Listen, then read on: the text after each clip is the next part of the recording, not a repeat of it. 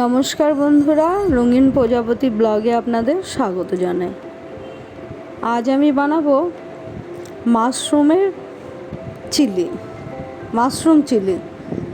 তো প্রথমে আমি দেখলেন কত কি নিয়েছি।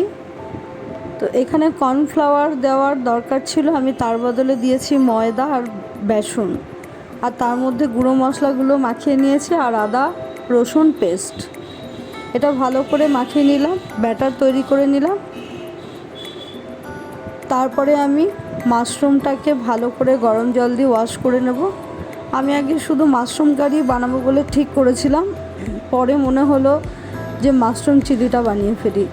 তো মাশরুম চিলির জন্য মাশরুমটা কিন্তু আরেকটু আপনার মোটা মোটা রাখলে খুব ভালো হতো।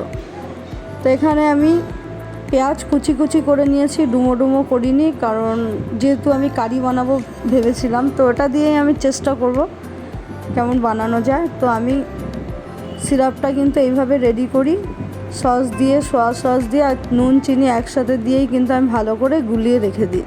তারপরে যদি একটুখানি চিনি নুন যা হোক লাগে তো সেটা পরে কিন্তু দেয়া যাবে। আর তেলের হিসেবে আমি রাইস ব্র্যান্ড অয়েল ব্যবহার করব, আপনারা সবাই জানেন, এটাই আমি বেশি ব্যবহার করি। তো মাশরুমগুলো আমি ভালো করে মাখিয়ে নেব। মাখিয়ে নিয়ে রাখার কোনো প্রয়োজন নেই, কারণ ডিপ তেলে ফ্রাই করব, যেমন পকোড়া হয়, তো ওতেই কিন্তু আমার সেদ্ধ হয়ে যাবে।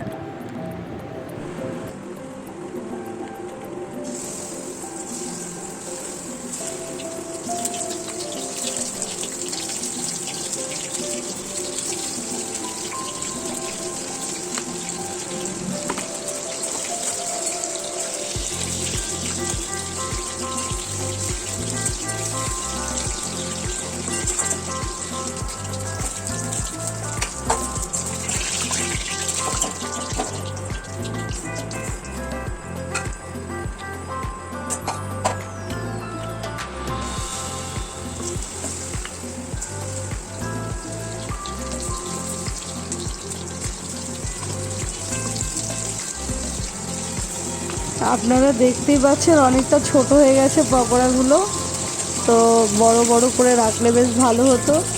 এটাও ঠিকই আছে, অসুবিধা নেই।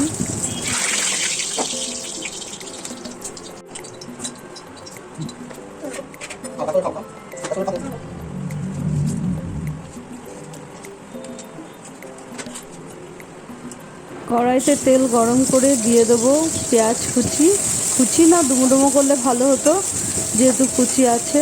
তারপরে রসুন থেতো করে দেবো, কুচি কুচি করে দিলেও হবে, থেতো করে দেবো।